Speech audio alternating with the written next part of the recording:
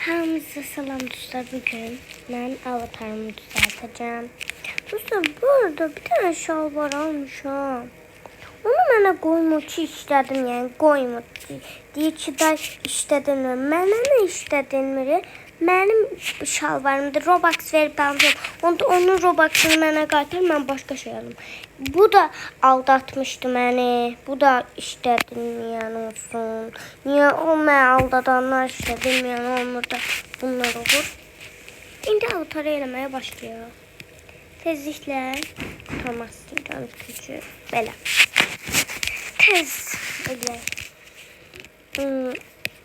İndi birinci mən üstümə bunu giyəcəm. Ya, bunu giyeyim, bunu giyeyim. Bunu giyeceğim.